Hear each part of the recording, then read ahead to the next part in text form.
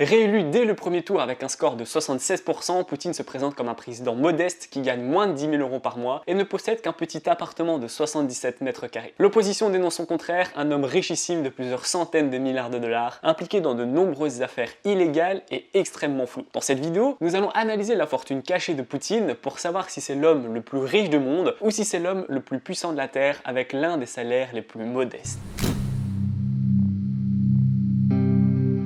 Vladimir Poutine est né en 1952 à Saint-Pétersbourg, la deuxième plus grosse ville de Russie. Dans les années 70, il intègre le KGB qui est le principal service de renseignement de l'URSS. En 91, Poutine devient le bras droit du maire de Saint-Pétersbourg. Pour la première fois, il va être confronté au monde des affaires. Alliance, gros contrat, millions de dollars et secret bien gardé. À partir du 31 décembre en 99, à la suite de la démission de Boris Eltsine, il assure les fonctions de président de la Fédération de Russie par intérim. Il devient président de plein exercice le 7 mai 2000 après avoir remporté l'élection présidentielle anticipée dès le premier tour. Au cours de son premier mandat présidentiel, il lance une série de réformes importantes pour restaurer la puissance d'un pays en crise économique qui a perdu de son influence dans le monde. Il mène un redressement de l'économie nationale et une politique institutionnelle tournée vers une concentration des pouvoirs présidentiels. Son objectif est de redresser le pays et de remplir à nouveau les magasins en Russie qui étaient au bord de la crise alimentaire. Il va faire un troc à échelle mondiale en proposant les matières premières de Russie contre de la nourriture. Il va donc donner des métaux, du gaz et du pétrole contre de la farine,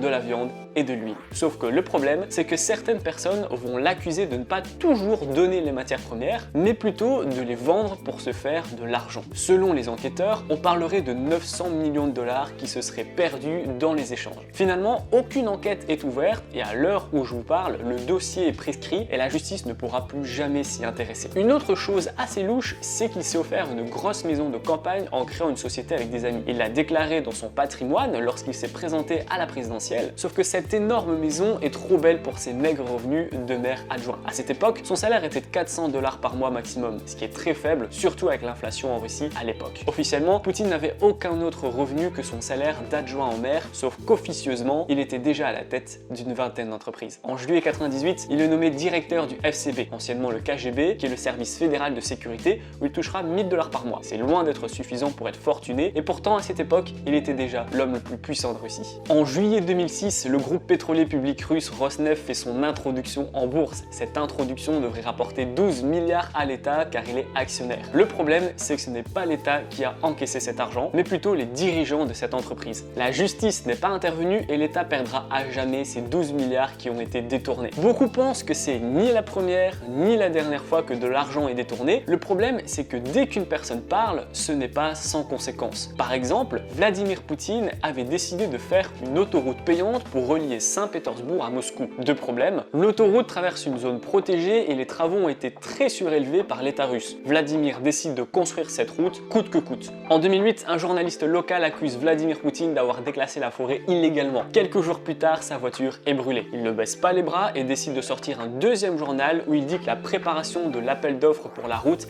a été truquée. Juste après, il a été battu à mort et a survécu avec une jambe en moins, plus de voix, plus de doigts et a perdu énormément de poids avant de mourir 5 ans après. Un autre journaliste qui va accuser de corruption l'autorité à propos du marché de l'autoroute sera battu en pleine nuit, toujours par des inconnus. Lorsqu'une société spécialisée dans la corruption va éplucher cette fameuse route qui relie Moscou et Saint-Pétersbourg, elle va retrouver quelque chose de troublant. Après avoir épluché le financement entre Vinci, qui est le groupe français qui a remporté l'appel d'offres, et ses partenaires russes, l'ONG va découvrir que l'argent est passé par beaucoup de comptes en banques différents. Et en cherchant bien, l'ONG va voir que parmi les bénéficiaires du marché de l'autoroute, une personne qui s'appelle Arkady Rotenberg. C'est un ami d'enfance de Vladimir Poutine. Le plus troublant, c'est que dès que Poutine sera président, son ami d'enfance deviendra milliardaire dans le BTP. Tout ce que je vous raconte actuellement est le fruit d'articles et d'interviews que j'ai regardés en amont, qui pourraient répondre à la question de base, d'où vient la fortune de Poutine. Ce qui est difficile, c'est que Poutine est assez flou. En 2012, lors de sa réélection, il a dû faire une nouvelle déclaration de patrimoine où il déclarait 140 000 € de revenus annuels et un seul appartement de 72 mètres carrés avec un garage et 3 voitures. Au moment de cette élection en 2012, les citoyens se sont rendus compte qu'il avait un problème entre le fait de gagner 10 000 € par mois, mais d'avoir des montres de luxe et d'autres signes extérieurs de richesse. Beaucoup de manifestations, de rassemblements de citoyens qui ne votent pas pour Poutine veulent qu'il aille en prison pour avoir soi-disant volé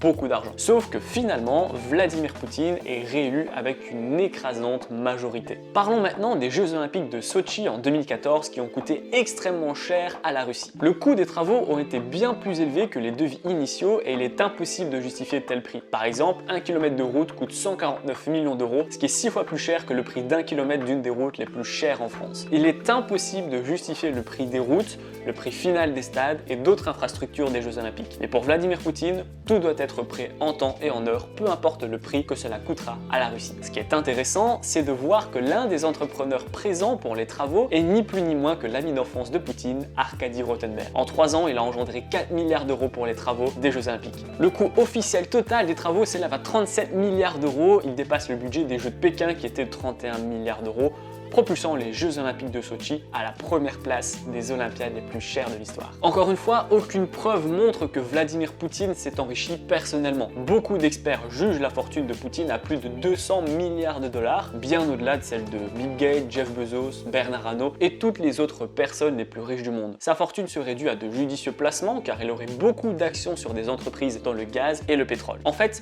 lorsque vous cherchez sur internet la fortune des hommes les plus riches du monde, ce sont toujours les mêmes qui reviennent. Pourtant, ce ne sont pas forcément les plus riches. Lorsque vous vous penchez sur le classement, vous ne verrez aucune trace des fortunes du Moyen-Orient, comme celle des princes d'Arabie Saoudite par exemple. Poutine n'est pas non plus sur la liste et ce n'est pas étonnant. On se doute bien que l'un des hommes les plus puissants du monde et à la tête de la Russie depuis des années ne gagne pas 10 000 euros par mois, surtout quand on peut estimer sa collection de montres à un demi-million d'euros. Quoi qu'il en soit, on ne saura probablement jamais le montant exact de la fortune de Vladimir Poutine. Par contre, il est certain qu'il a fait d'énormes coups et que ses investissements dans le gaz et le pétrole doivent lui rapporter beaucoup d'argent.